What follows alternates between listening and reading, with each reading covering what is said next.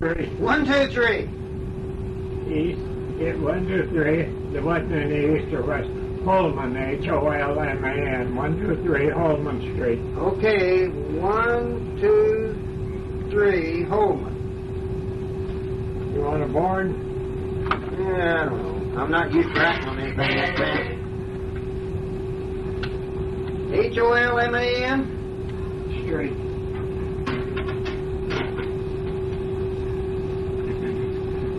Okay. That's North Topeka. That's North Topeka. Yeah.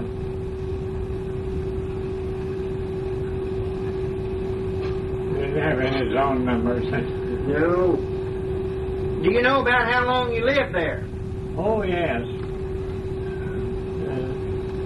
You see,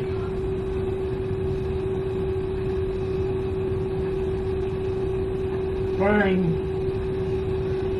let's see now, I was born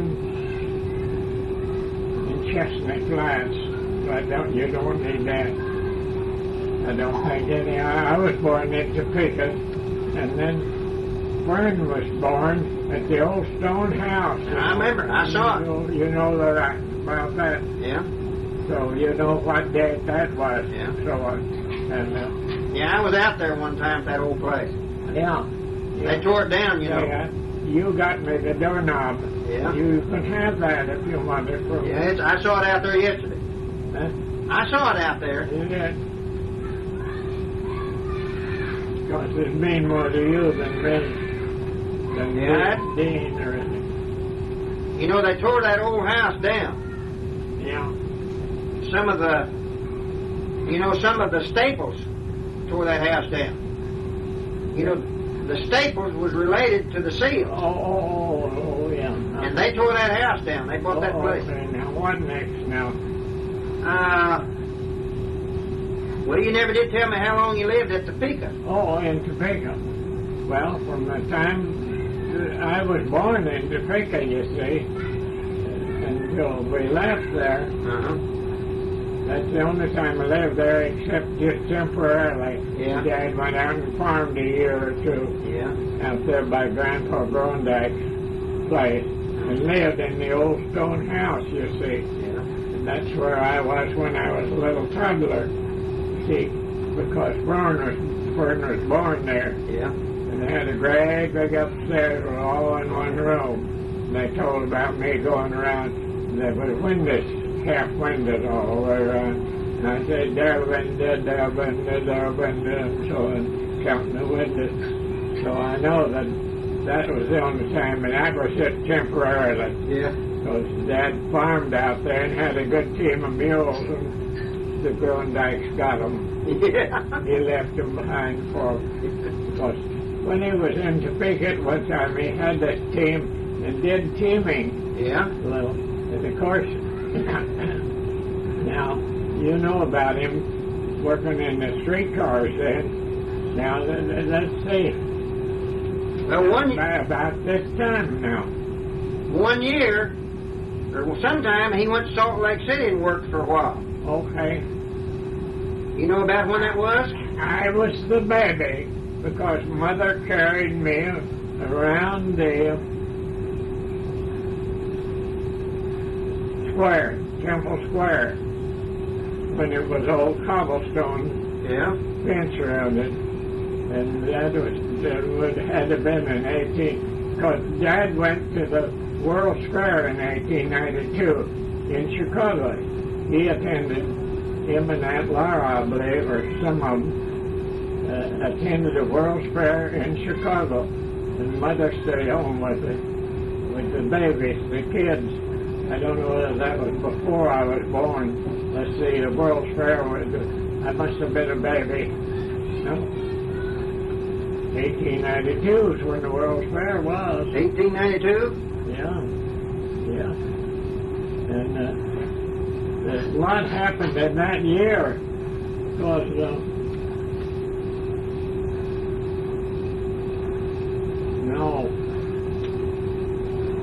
no, we went to Salt Lake City later. Dad prior to that, why, he'd been on the street railway there in Topeka? Topeka.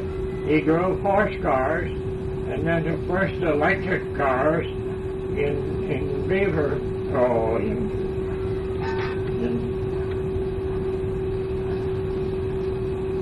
in North Topeka, and then the same company sent him to Salt Lake City before I was born, I believe, or about that time, to install in Salt Lake City and Ogden. Yeah. He had a run on the streetcar line between Salt Lake City and Ogden, and we lived out at Ogden when Walt and Stell and I were all. Well, let's see, how's that going to work, right? And Fern and let's see, and when Fern was a baby. No, I was a baby. I was a baby because they left me up in the mountains while they prospected old mines and so on, and Walt and Stell said when they come back, well, they told about it, about leaving me on a pallet outside the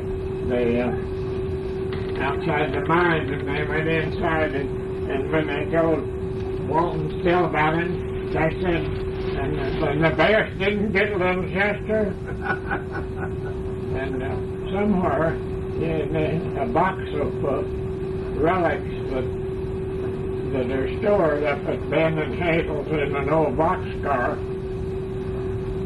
Why, there's a deer and bear bones that Little Chester chewed. Oh. So you can figure about what year that was. Yeah.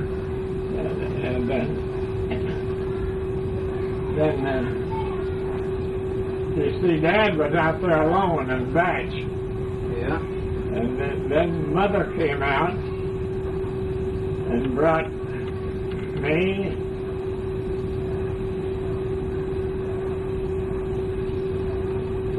and Fern, let's see. Couldn't have been brought Pauline. No, she wasn't born yet, I don't believe.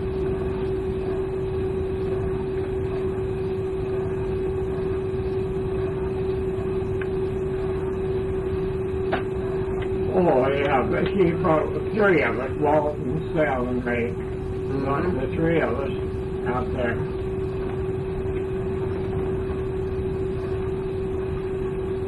But Fern must not have been born till we come back to Topeka. She born in 94. 94. Well, you see.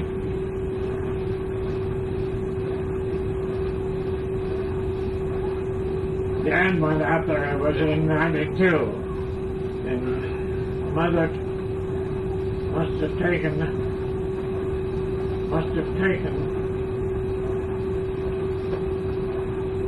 Walt and Stell and me, the three of us, on the train and come out and joined him, you see, in about 92 or 3, you see.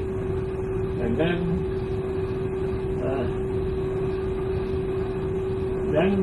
the Mormons brought out the line. And he wouldn't turn their Mormon nor to hold his job. Some of them did.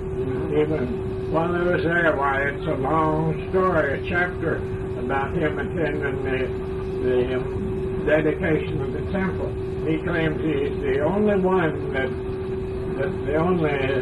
what do they call the non-Mormons? Christians or what? No.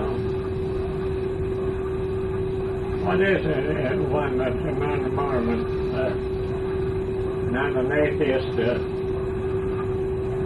That'll come up maybe.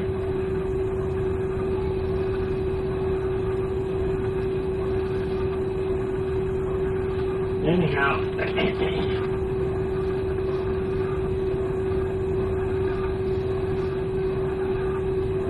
I think that's all in my memoirs, if I can find them. Yeah. But find them. That's like my stuff.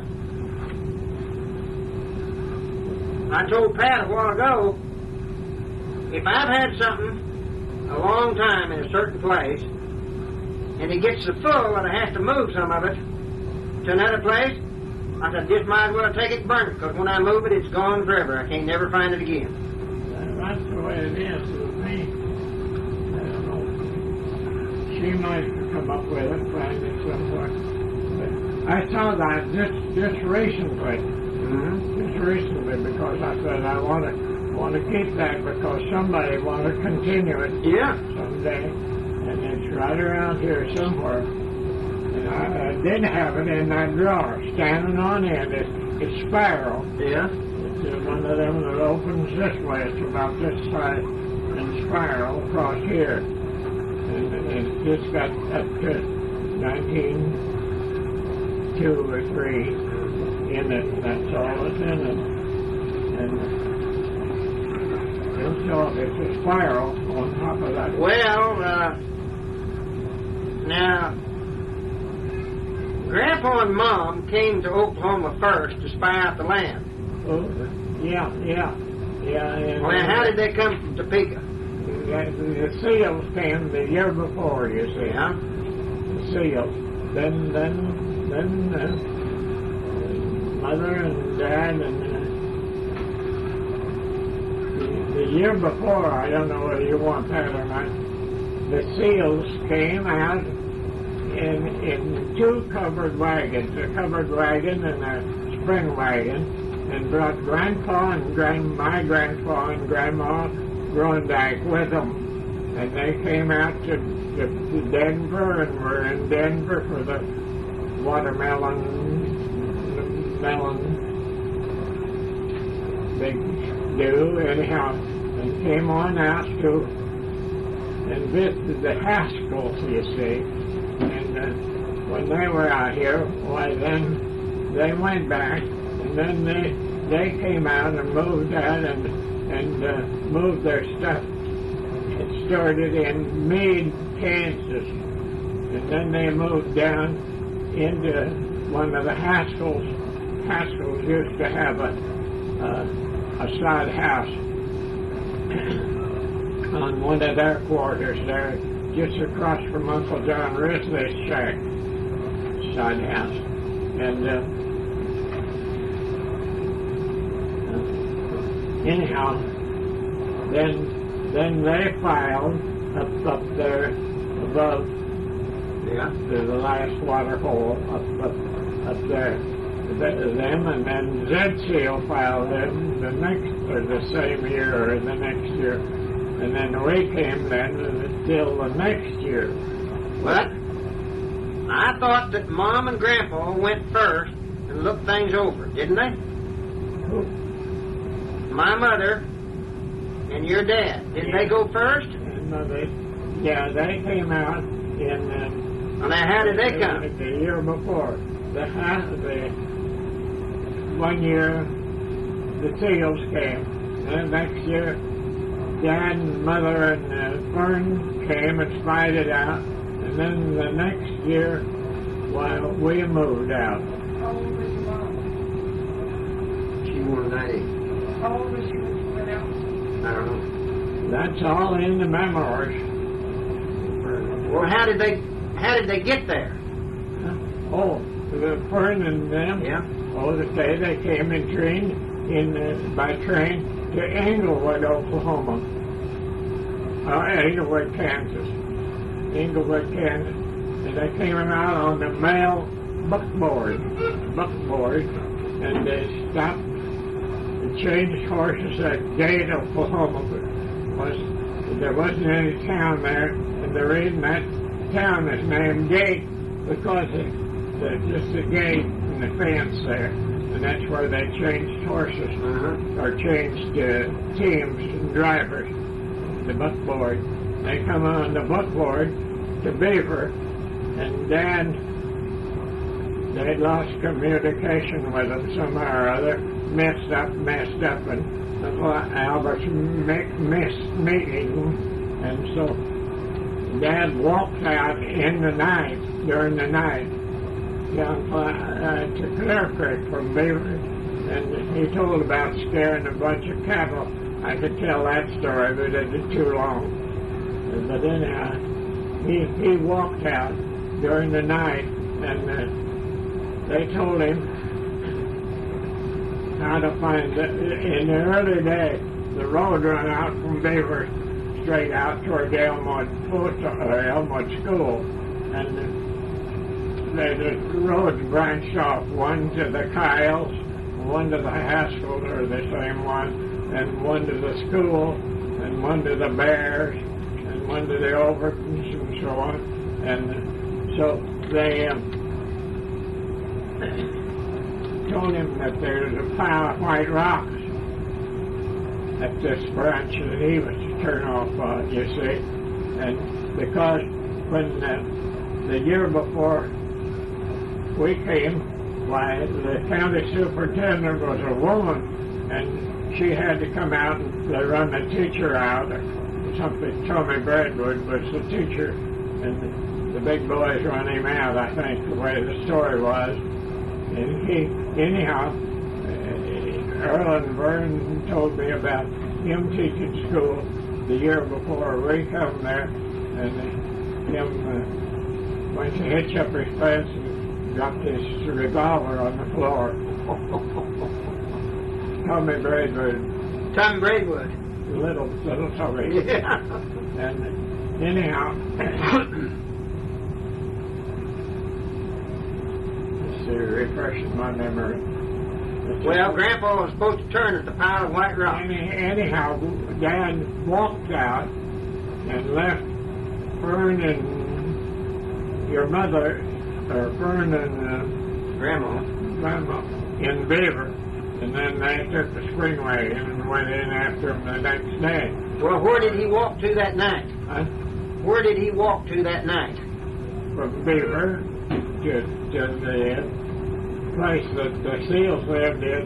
It was right across on the next quarter east of Buda, where the old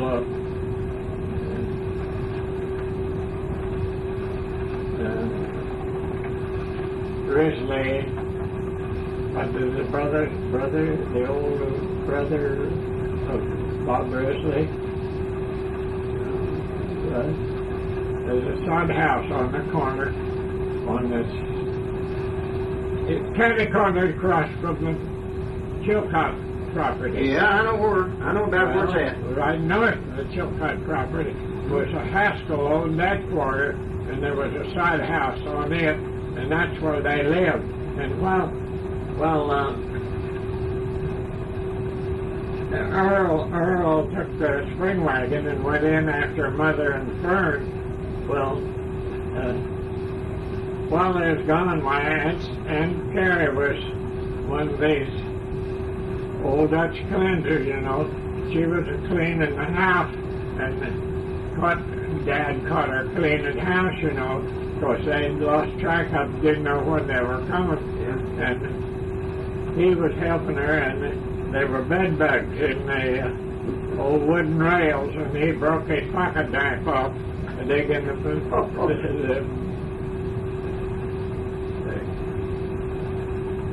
bed bugs out of the cracks in the old wooden rail on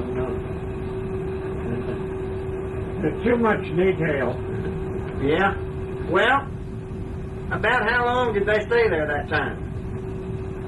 You have any idea? Oh, no, just to visit.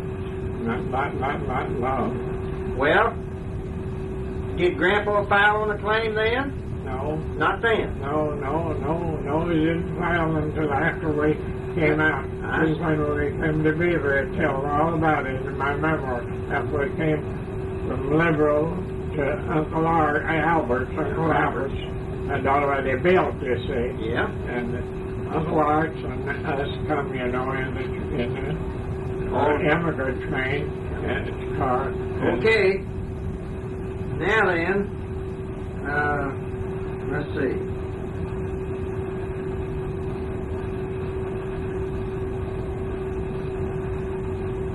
They went back to Topeka, Then the next year was 1902. Didn't you come in 1902? Yeah. Ain't that when you moved there? Yeah, that's right.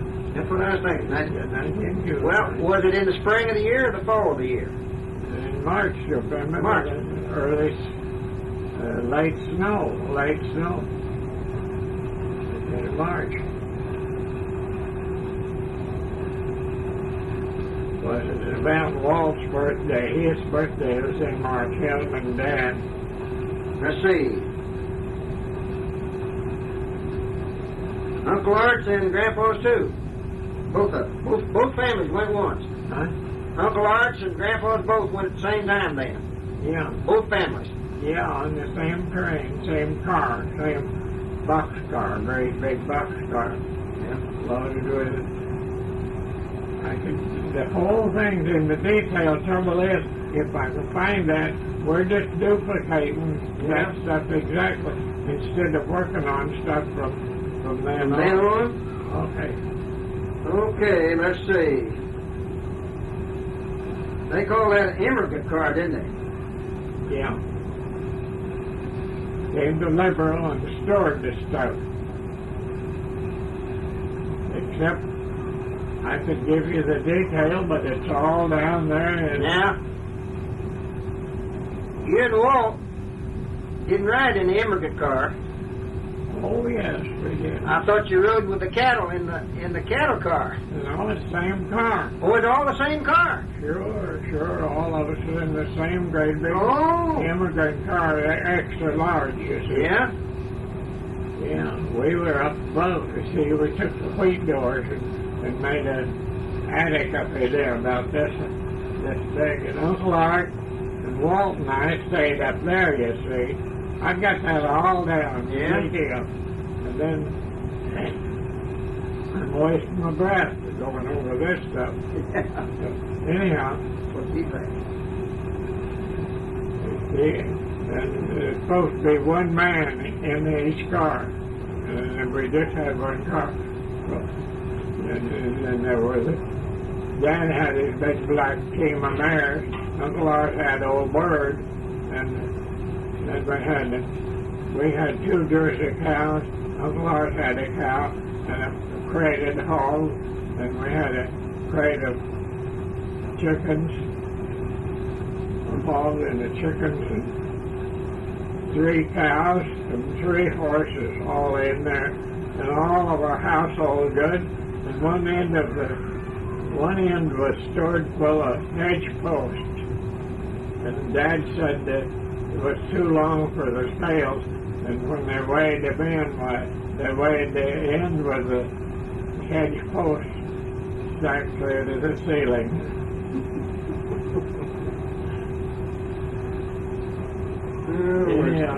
Anyhow, we came to Liberal and stored what stuff the seals met us there. The seals, and they sent Uncle Art had an old buggy brought along, an old tough buggy, and the seals met us there. That is, Uncle Albert and Earl each had a wagon, and Dad and Uncle Art each had a wagon, but Uncle Art only had one horse. They brought another horse and a team of ponies with the buggy. I'm just wasting my breath on this because I've got it all written down in detail.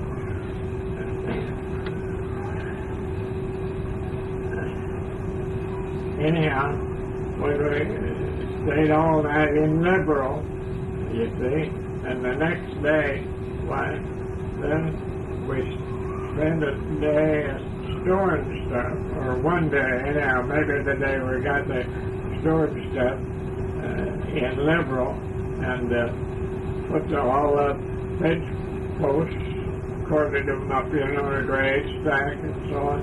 Just had to depend on somebody not stealing them. Yeah. You know.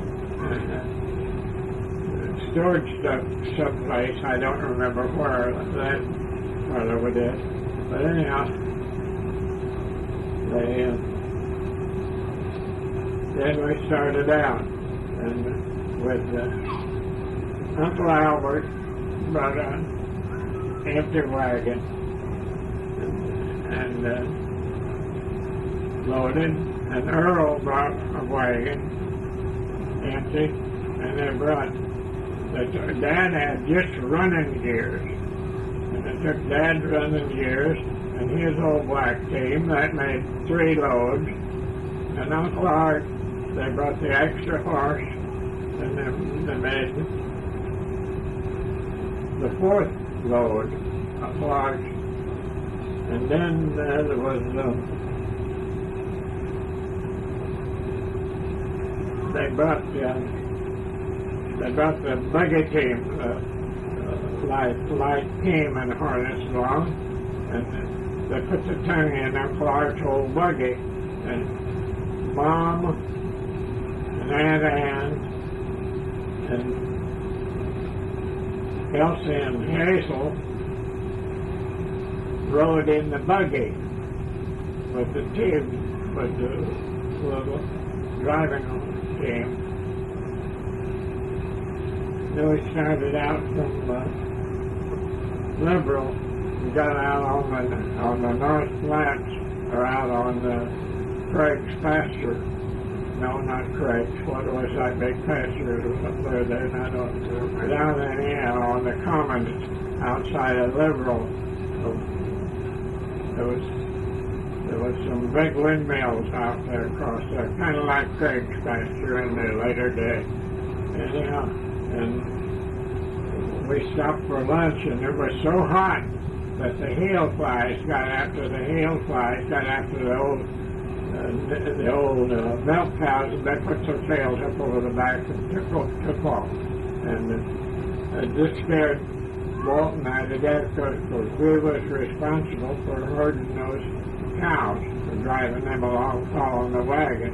And they took off. We were just so scared. But Earl, we'd turn the horses loose to eat this dry buffalo grass, you know. And Earl jumped on one of them with a harness on and rounded up the old cows, brought them back, saved the day. Well, we went on to the river and pulled the sand hills that night, in the night. Well, our horses didn't know anything about pulling in the sand, you know, or anything like that. They weren't used to finding something that they couldn't budge. So we had to double up. You know what that is? Yeah. And they left Pauline. She had to ride on one of the loads, because there wasn't room in the buggy, you see. Pauline was just a little old thing. And left her on the wagon seat while I was changing. Us kids was worried about that, you know.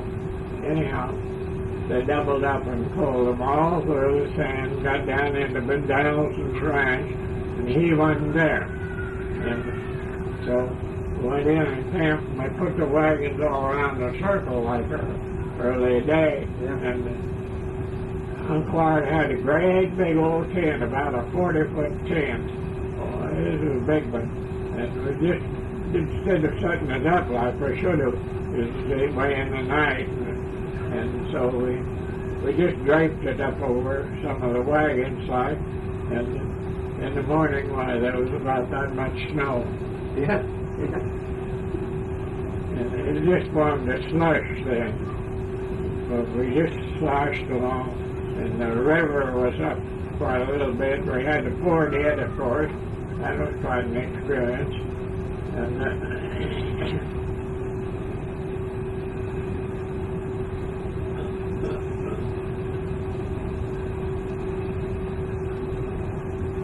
anyhow, we got started on the next day in the rain, or in that slush it was, I guess, and got over to the Breadwood 6 Mile Creek. Yeah. The Breadwood, and there was a slick, there was just dirt roads, nothing but dirt trail, you know, and it was awfully slick, and we had to leave one of the wagons. One of Earl's horses was an old loco, and balked on this hill, and had to leave one of the wagons. And Dad had brought everything imaginable from that he thought he'd need, including that was 2 or 3 brooms. And one of the horses got a hold of the brooms and tried to eat them and ruin them. And anyhow, we finally made it on in there the next day from Danielson's on over there. And I remember Vern, he come running out and was so glad to see me, but he was a smart aleck, that kid was. And I had been walking all day, driving cattle and was worn out. The first thing he did was run up and rifled me and threw me down and sat down on me. Oh. I never forgot how humiliated I wasn't physically able to fight back. And he threw me down and sat on me. And after I was just worn out of driving cattle. Anyhow. So we all moved in on Uncle Albert's in a little 22 foot square, 22 by 24. I knew good and well his house was, because Dad's was 2 foot bigger. He had a more family. His was 24 by 24. Well, now, did you make it from the Downson Ranch to Uncle Albert's in one day? Or did you spend... Oh, yes.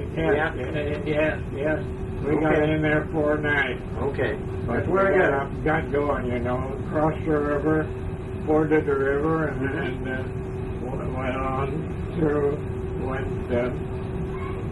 through 6 Mile Creek, crossed 6 Mile Creek at the old Redwood. They both lived out there then. Tommy and Little Tommy both still lived on.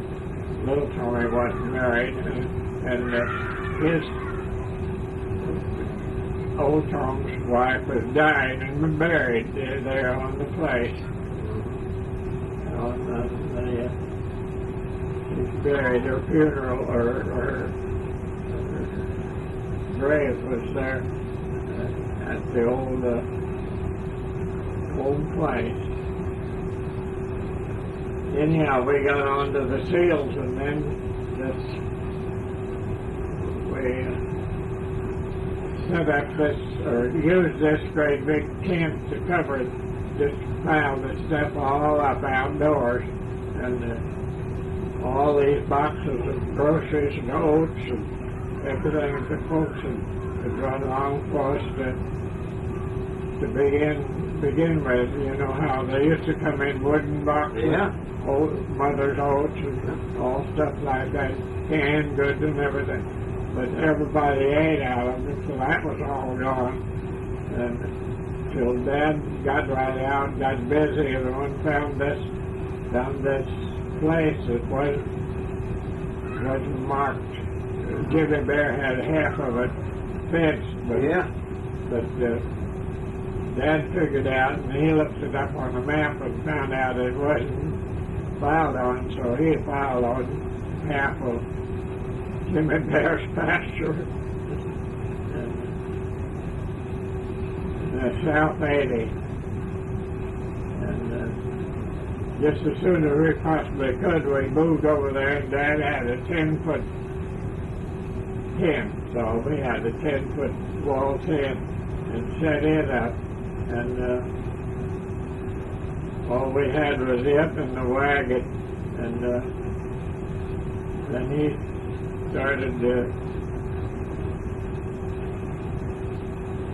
started farming just as soon as he could. I think they brought plows. I think they had to get sod plows after they could come here. They brought bullboard plows along, and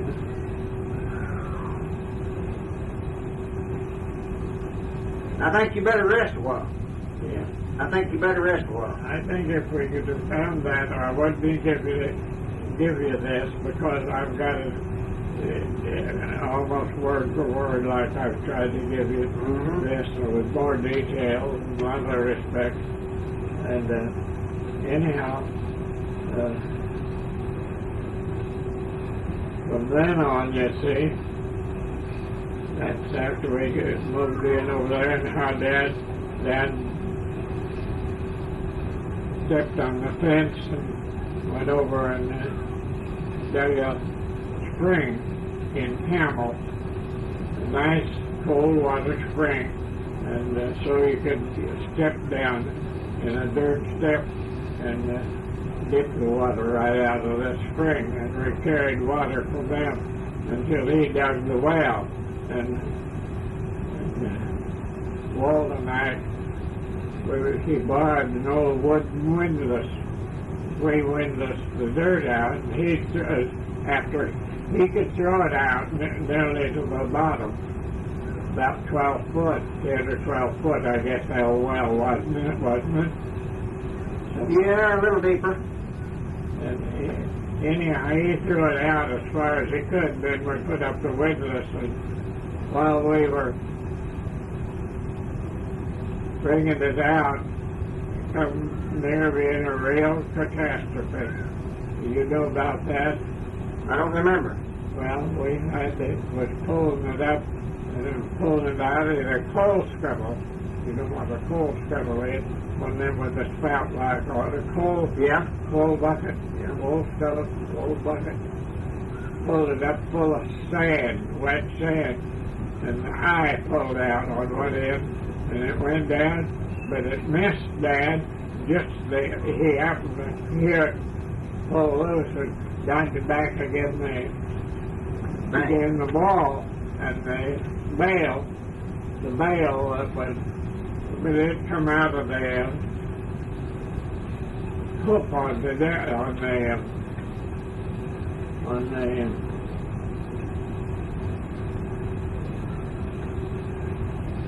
line to the windows anyhow. You know how it would be like cinder, of course, and it whipped him over the head, and it didn't cut it open deep, but it knocked him out almost. But he was able to help him out of there with the windlass.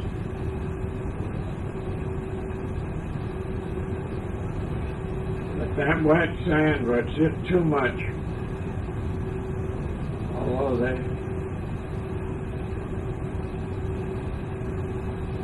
say that wet sand is much heavier than dry sand.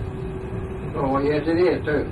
It looks like it, but It is. a little water in it. But it was too much for that old pool to go. I don't know. But I'm getting about all in for this section. Yeah, we better shut it off a while, I think. I think we better shut it off a while. I think we better shut it off a while and take a rest. We'll shut it off, but it never did turn it. Went off on the other story. Huh? I want to back you up and start in on that other story that we was on yesterday. Oh. After you moved on to the claim, Grandpa Grundy. Big Beaver County, yeah. Yeah. And let's see. You first dug a dugout before you built the house, didn't you? A half dugout or something? Yeah. And then afterwards it became a barn, about 12 by 24. Okay, tell about that now. In the bag, yeah. Tell something about that now. Tell me about that so I have to write down. Oh, about the barn? The dugout. Yeah. Well, it was on a slope, you know. It was a half. It was a, what do you call them, a bank barn or something like that. Anyhow, and it was straight up and down, of course, in the front, 1x12s, and the roof is all made of 1x12s, of course, and the roof, one side of the roof, you can't write it down, but I'll kind of give you a picture of it. Come out right even with the roof was right even with the buffalo grass. Yeah. Roof. But the other side, of course, come over here. That's the thing sort of running, is it? Went straight up and down. Right. Then in the comb or whatever you call it, this part of it, why, it come out, the end of it right on the buffalo grass too. And there was a little door there that Walt and I got into, and that was our room up in there. At this point, you know, we had to crawl it in there. And this dirt floor, and we had a pet prairie dog, and that pet prairie dog bored the whole way back in there, and they just carry everything into that hole we had to watch. And they got Mom's starch white Bonnet? sunbonnet, or Sunday sunbonnet, and got it by the string, and got back in there with one of them strings pulling it, but he couldn't get that. It is all. Anyhow, we boys slept up in there, and had a springs and mattress and so on, stuff stored up in there too. We lived in there while he farmed. How in the world he did everything I cannot imagine. Hauled lumber for the house from Liberal, Kansas, but he must have just gotten that day. Yeah. And hauled rock from the quarry over on the back part of what was Grandpa's place, you know, and for the Sand rock. foundation, and dug a big cellar under the house. You remember that? Half basement. Yeah, basement, cellar, and did all the things and put out a crop, plowed, you know, and us boys dropped the seeds in every third row, you know, every third furrow. We dropped the seeds along.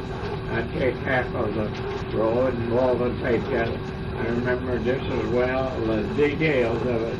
Now, the first time through, we wasn't able to tell whether they would quit, you know, where we'd drop these seeds along. And Walt had one of them little dime banks that you force a dime into, you know, and he had that in his pocket, and he dropped it down there where he'd quit, because he had to go back to begin the other end by the time Dad made the third row, you know. Anyhow, he built that. He got a scoop, 2-horse, we call them scoop shovel, no, Slip. Yeah. I've got one.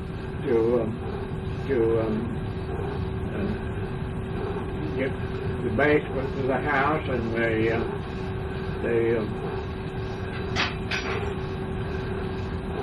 for the Stairway? no, for the barn too. Oh, yeah. The barn too. With the old black horse and mares, and he had to dig the well, and just everything. I just can't imagine. Had to do a little fencing course to someplace so we could. Of course, Jimmy Bear's fence was still in there. We used some of it. Yeah. And so the horses and cattle couldn't get away because it was in Jimmy's pasture. And of course, first thing he did was he had Billy Overton built a woven wire fence for him with a machine, and had him run a fence along our north line. Well, that just made us a pasture, you know, before he took his fence down. And anyhow, now let's see from there what.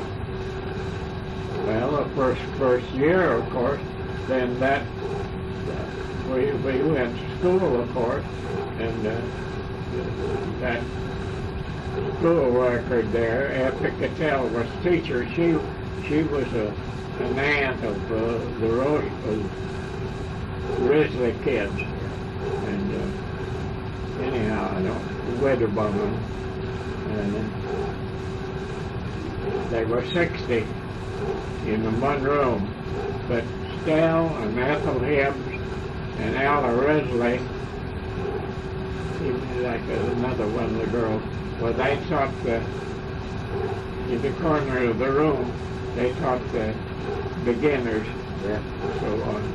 In that room, of course, there were a lot of it's still in school that aren't on that, because there wasn't room for only about 40 on that, and there were about 60 in school. But like Card Hibbs, for instance, was still going to school, and Orville Haskell, and Ed Haskell, and Claude, and there was several that aren't on there. I know that I could think of a lot of them. Fred Plain, Fred Plain. This is sort of off the record, but he come early one time, and he was you know about him getting up in the loft? You know about that. He got up in the loft, and he got a piece of old quarter around, and he reached down through the hole where the stovepipe went up, and during the summertime we didn't have this stovepipe, and anyhow he got that in the teacher's hair. They got him down from there. Orville Haskell and Card Hibbs went up in there, and maybe Earl Seal, and got him down, but they sure had a time putting him down through that creek hole. And they went and got a quirt off the saddle horn, and she really gave him a beating up with that quirt. The old lady waving, she was telling about it. She also got a squirt, that you beat him up with the quirt. What about you and Uncle Walt and the Campbell boys when you had you put a dog on trial? Oh, Tell about that. yeah. Jimmy Bear, one of his cows slunk a calf, and he said he'd give us a calf for we wanted to skin it. So we skinned it and hung it up on the fence to dry.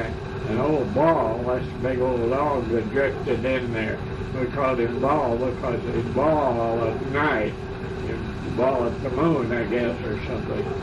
And so we didn't have any rope, but we took one of the lines to Dad's harness. I don't know where he was at that time. But we had the harness, and we put it where the eaves of the house come up, where there was two one-befores down the center, and there wasn't anything on this sloping roof, so we took and put that line through there and got it around, put it around his neck, and drug him up on there, clear up to the top, and he just clawed and everything. But we was pretty serious. We looked for, well, old Ball, you had it coming, you went and ate that whole calf skin. Yeah. And he was a big eater. I remember how we'd all cold pancakes. We always had pancakes for breakfast, and there'd be a stack left sometimes. And we'd take and throw them this way, and he'd catch them, and he'd just go, he's gone. We'd throw him these cold pancakes. Anyhow, he was an awful eater. And finally he passed out. He was dead. We was taken pretty serious. We took and didn't cut him down. We took and let him down. So he slid down off onto the grass and was laying there. After a while,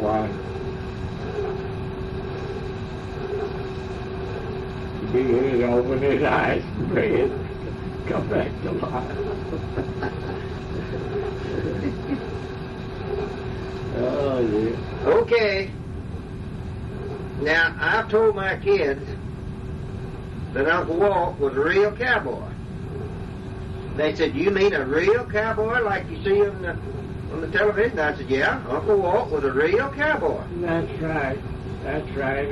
And so tell about that. Where he worked down in Texas. Well, yeah, I had a job. I got my first job when I was about 16. I went down to work for a blacksmith down by Camp. He's still down there, or was. He passed away, and not Camp. But that city that Not LeCamp? Camp. LeCamp. Yeah. I went down and worked for this. But he was so ornery. He was a Dutchman that had been come over from the old country. Raised a whole bunch of them. I can't think of their names now down there. But anyhow, then, so I quit him.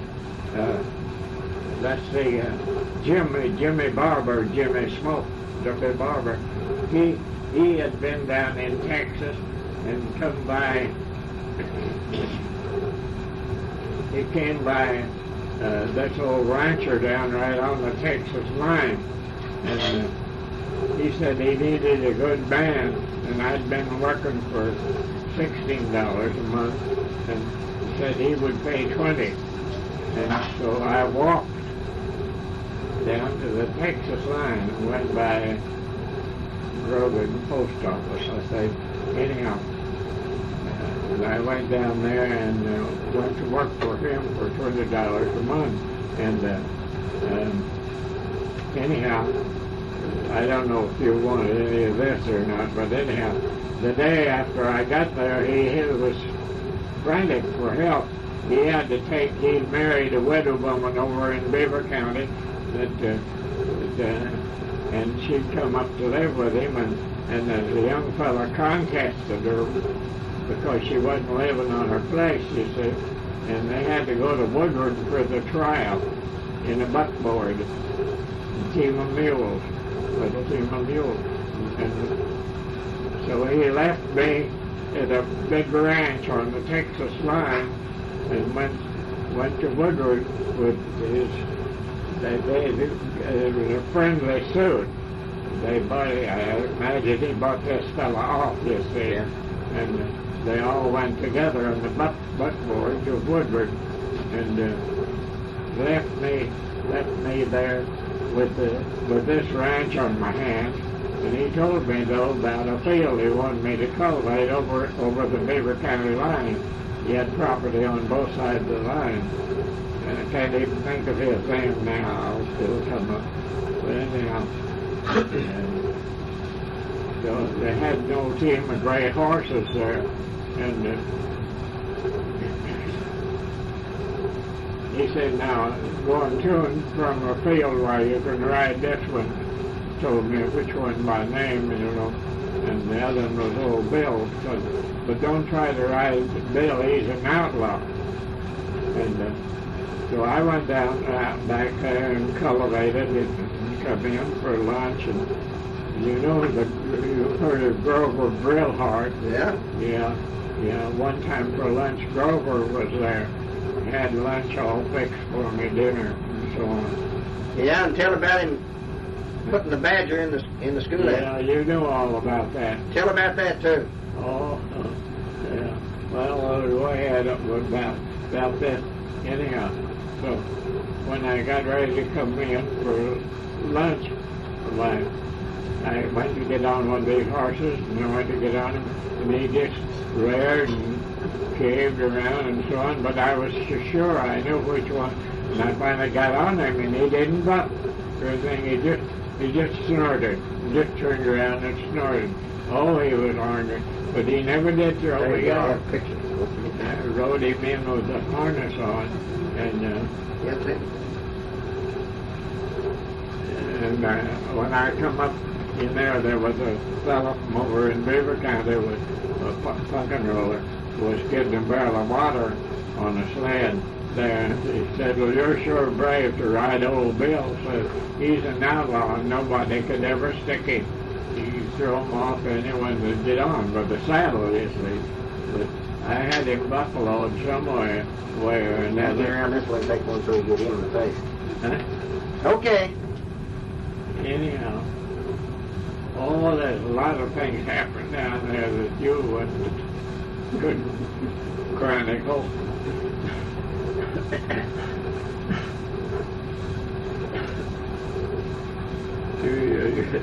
You go try to take pictures with What about Tell him that old Grover Billhart putting the badger in the schoolhouse. Oh, yeah. Well, her and this old rancher that I work for, I can't think of his name right now. But anyhow, they were going horseback to Beaver on some kind of business, county seat, you see, and on account of him having property on both sides of the line. Anyhow, and they came by the Elmwood School and right out north of school on the 80 that was belonged to the Overton's. Belonged to one of the girls, didn't it? One of the Overton's girl is Ellis.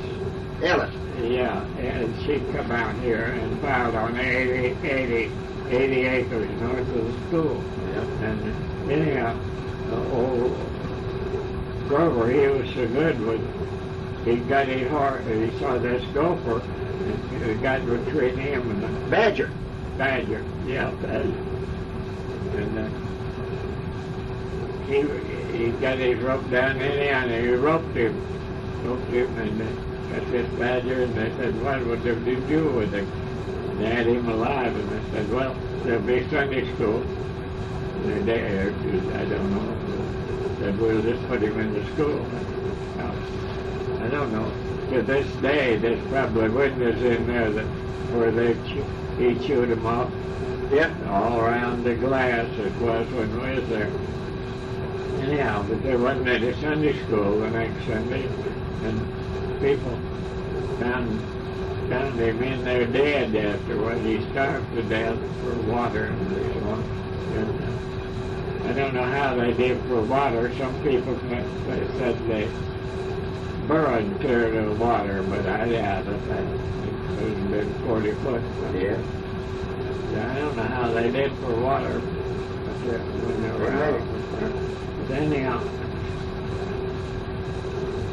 people always surmise, you know, that the door had been open a crack, and the badger went in, and the door blowed shut. Yeah. That's what. Until he told me all about him putting the badger in there, but he didn't know the rest of it. I told him then the rest of the story. Yeah. The only thing that the fringe benefits of his visit to me that time, getting the dinner and everything. Well, how come him there? Why, he brought a young stallion in. They had a lot of horses running wild in the Texas panhandle, and he brought this young stallion in to castrate him, and I remember him. I told him, what can I do? He said, you don't do a thing. He had a fire burn built up, you know, and an iron in it to shear the cords. And he said, you just get up there on the fence and watch me. And he just swung that rope around like that and roped that horse, and it just quicker than you could say it. Why, he had him hog-tied, you know, all four legs crossed up and anything else just in the right position, one leg got up, took his testicles out, you know, and I don't remember whether they saved him or not, but anyhow, and seared him, you know, and let him up and everything. He was the best.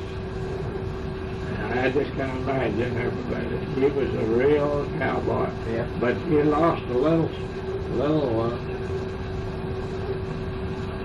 silver pearl, no, a little pearl handle knife, little tiny, little, it wasn't about that size maybe, a little bigger than my little finger, pearl handle knife. He lay down on the floor and took a nap and lost that. And I never saw him after that time to give it back to him. I had that for years and years, that little pearl. Well, she got breakfast ready. We better eat. Oh, I'd rather do that. Well, we're... Kind of working up to it. You wouldn't need a board. No, that's okay. And anyhow, I was telling about being down there at this ranch, you see, and different things that happened down there.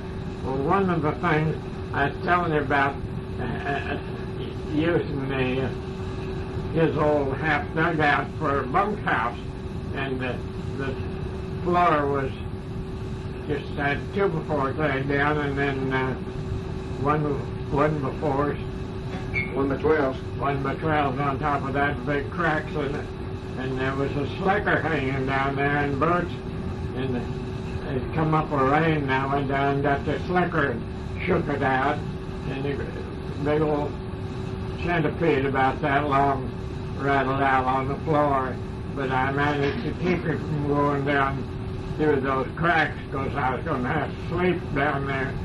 And I got him and maneuvered him into a bottle. Took him out and put him out, hung it up out on the windmill tower. And but after that, well, I just shook out the bed and everything every night before I could go to sleep. But anyhow, yeah, I was there a while, and I wasn't cut out to be a cowboy or a rancher. So it was come harvest time, and Walt didn't want to harvest very bad. He knew all about it. He used to go up in Kansas to harvest when he was pretty young, and so we traded places. He came down, or I went home, and he wrote an old, there's a picture of us on horseback there. And the old duck, if you look right close, there's a brand on his shoulder of a duck, an old Mexican pony. And I rode old duck up there, and the dean rode him back and took my place. Walt come back and took my place down there, and a little while he wanted to be a real cowboy, so he went on over and got a job while they're over in Texas. A bachelor, and worked for him, and that's where he got his cowboy experiences there before he went to Colorado. And of course, when he got out in Colorado, then he got to be foreman of a big ranch out there in Colorado, where he filed on a government claim, and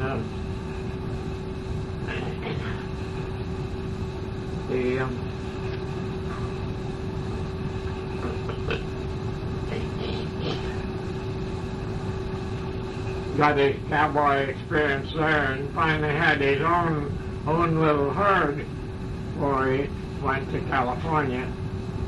Got married out there, you know, and had his own little herd, but he didn't get anywhere much with it. And anyhow, when he left, why, he didn't have much to go on, didn't have much to sell out. But when they left and went to California, but anyhow, when we went to Dean, we went to Walt's funeral. Why, Bob has a friend, a college friend, that lives just outside of the cemetery in Santa Ana. Of course, the cemetery is right between Orange and Santa Ana. And anyhow, and this friend, after Walt's funeral,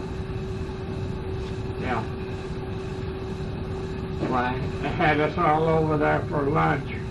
And Bob said, the uncle said that I want you to verify this. This guy was a drugstore cowboy. And said, to verify the fact that my dad was a real cowboy. So I told several instances to prove that he was a real cowboy, the genuine kind with the big hat and the ropes and all that stuff. And so, Okay, now. You know, Grandpa, you told me some years ago that Grandpa went down on the ranch and drove the cook wagon. oh yes, for Miller. Miller. Harv Miller gathered cattle in Texas, you know, and bought and gathered cattle in Texas, and Dad drove the chuck wagon with his cook and handyman, and in the early days, why they had to ride around the herd at night, you know, but they got it more modernized, and he would go ahead and get in a fence corner and take a roll of wire they had along, and Woven wire. Huh? Woven wire. I think so. I think you told me woven wire and hose.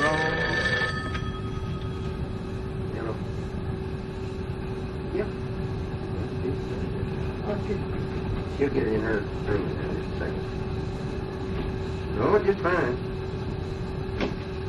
Yeah, he had a little choking spell, but he's telling me about his cowboy days. I think Pat's on the phone now. Okay, bye-bye. Anyhow. Yeah, I think you told me that he had put in fence posts and a roll of woven wire in another wagon behind the chuck wagon. I believe you told me, didn't you? Seemed me like you did. Yeah. And went on ahead and built the fence. Yeah, in the fence corner generally, you know, so I just have to have one or two sides, you know, to put posts in. And the herd wasn't never very large. You get maybe a carload or two. And You don't know how far down in Texas he went? in Texas, How far down? no, just first county or two. Mm-hmm. First county or two, not very far. I cowboyed for them. I even went along. I rode around the herd at night before he carried it.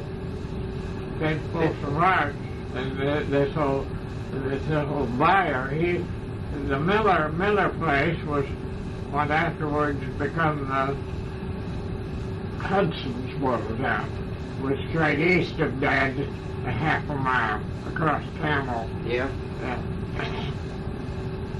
Anyhow, this old Harv Miller, the only thing, the tune that he did would sing was "Poop Shooter off for old Lady Flanagan, old Lady Flanagan, poop shooter off for old fella Flanagan, a hole in her ass you could roll a bale of cotton in."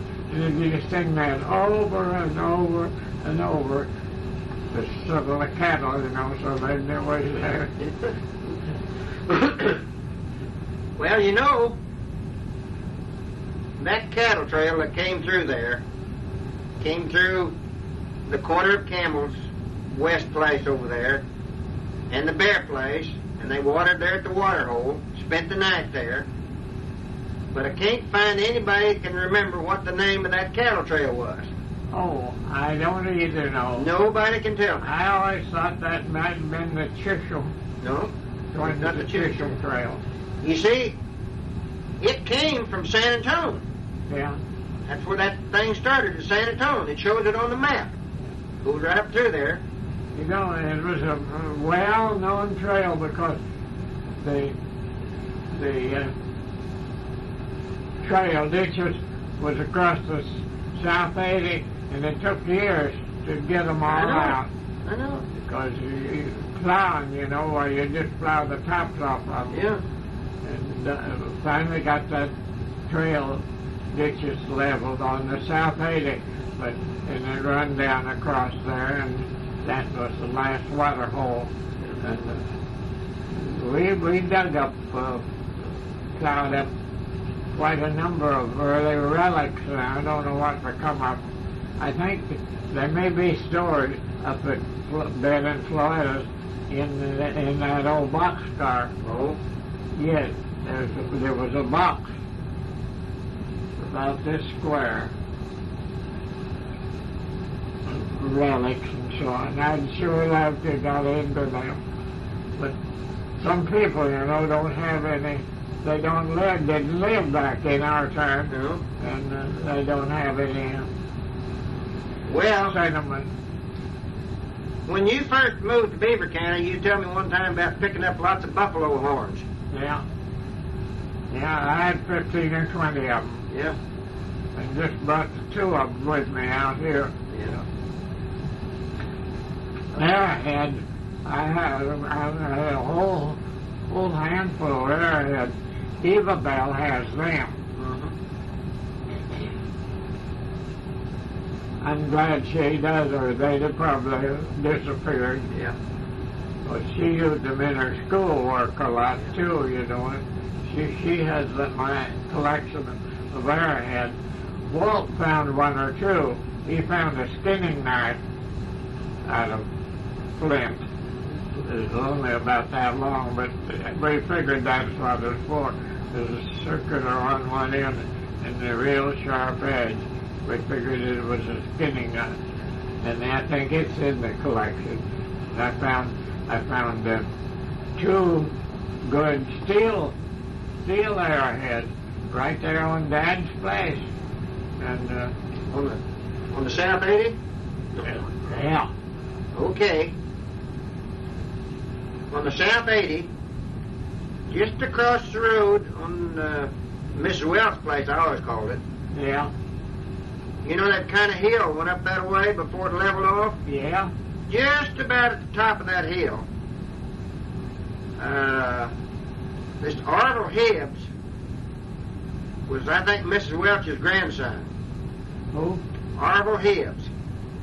I believe he was Mrs. Welch's grandson. Oh, yeah, And we used to farm that land with horses. yeah, And when Dad would plow through there, we'd go in there, and we picked up a big box that big of arrowheads. is that right? Right there on that hill, just east of the road a little ways. No, It was kind of a sandy place there. yeah, And every time he'd go through the plow, see, we'd get out there and just a great big place. Of course, I didn't know it was any good.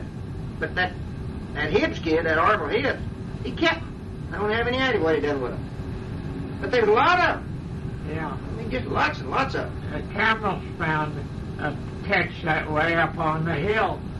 They're just from the house, up Yeah. just west of it.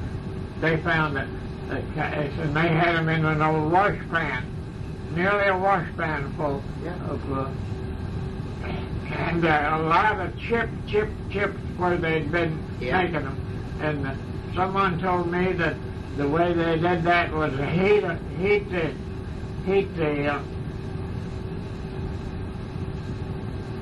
The rock, what do you call it? flint. Flint, and touch it with an icicle. Where did they get that flint rock? Huh? Where did they get that flint rock? I don't know. Don't tell There's not me. any around there. They had to trade it for Mexico or somewhere with the other Indians that had it, maybe out in Arizona or somewhere else. You know where Grandpa cleaned out the old spring on the camel place? Yeah. Well, right pretty close there, they claim there's an Indian buried in there. Kind of on the side of that bank. Yeah. Different people claim that there was an Indian buried there. I don't know if they ever did dig him up or not. No, I didn't know about that. Yeah, that's what they I claim. remember about that. Indian burial I know about is Uncle Austin and some other young fellows down on Coon Creek. They got into an Indian burial grave up on a hill under a big rock and dug out, and they found where his feet were and got thousands or hundreds of little fine beads where he'd been on his moccasin. Yeah. And we had a lot of them, and the girls strung them, little tiny blue beads. And they don't mind. Now let's see, where do we get back to? Cowboy. Well, yeah. You never did drive cattle plumb to Dodge City, though. Huh? Did you ever drive cattle to Dodge City? No, that was built before our time. You see, the railroads come in, and then they quit driving. The Dodge City was farther up than Meade and Englewood and such as that. But the old timers, they they gathered bones, you know, for a living, Yeah. like the Parkers and the Haskells and so on. And the Haskells lost one of their horses when they first come out there, and they cut cottonwood or willow poles and made shafts for the wagon and used it to one horse to gather bones with. And the camel up on the hill was still the remnants of their bone pile, the little bone chips. They'd gather them, pile them up until they'd get a wagon load, and then take them to Dodge City. And old Grandpa Parker told me that he used to take burros and go to Dodge City and with what he could get bones, you know, and he said that he'd take what money he could get for those bones. They couldn't have paid much for fertilizer, you know, and buy groceries. Said that he could have eaten the groceries on the way home, but he had to bring them home to his family to mix with stuff that they could raise, you know. They settled first up on what they call the Missouri Flats. That was up north of the Sand Hills. There was a flat place in there, and then a lot of Missouri people came in there, and it was known as the Missouri Flats. And he said they settled up there first before they come down to Clear Creek. Settled down there, Bruce and him. And they were, Billy Obert married one of the daughters. Yeah. And Bruce's wife was a plain. Yeah. And when she died, why, they called old lady Whedon. She was like Dad was laid out the men. And the old lady Whedon, she laid out the women. And they had her, and she asked Bruce for something to lay her out on. And he went out, and it was in the wintertime. Finally come in with a small barn door. It still had ice on it and so on. For him to lay his wife out on. Yeah. But later, I don't know whether you want this or not. When after Dad left for Beaver County, this might be jumping the gun a little. After Dad left, there wasn't anyone to lay him out. So they called on me when old Daddy Welch passed away, and me and Del Campbell, I mean, he'd never touched a dead person, nor me neither, to lay Daddy Welch out. But that's what she wanted us to do it. So we got him down there, and rigor mortis had set in. He was just as like that, you know, and we'd bend him around and so on. But Dad had told me a little trick. He said if you ever get caught with him, he said you just take the coat and just split it down the back. And just, you can get them into it. We got it. But when we was putting his teeth in we was. Well, old Al, he was pretty good. He'd talk to him, you know. So now Daddy Welch, and we got him. She gave us some old heavy underwear and one thing or other. We tried to get everything onto him and fix him all up. And she was pretty happy. satisfied. Well, did you put him in a coffin? Oh, yes. You had a coffin. But I don't know. I think we'd be able to buy them then. Up until then, well, Dad made them, you know. Mm-hmm. He made them coffins for lots of, especially small children and babies and so on. He made it like, for instance, Guy Hibbs was twin. Guy Hibbs was a twin, you know, and the baby died soon after birth or at birth, and Dad made it. And that was just about the same time that Mother miscarried, and he had to make another little one. He made them out of 1x12s and fix them all up and sell and cover them with white muslin or something, you know. And you know where that child is buried, up on that little hill by the cottonwood tree. And Pauline has a little girl over there, too. Huh? Pauline has a little girl buried over there, too. Is that right? You didn't remember that? No. Yeah. Yeah, Pauline had a little girl, her and Charlie, and it's buried right there by the little sister. No. Yeah, there's two graves there. You can't remember that? No. Oh, yeah. Used to when Charlie and Pauline come back here, they'd always go over there to that grave. Well, I'll declare. How come I don't know about that?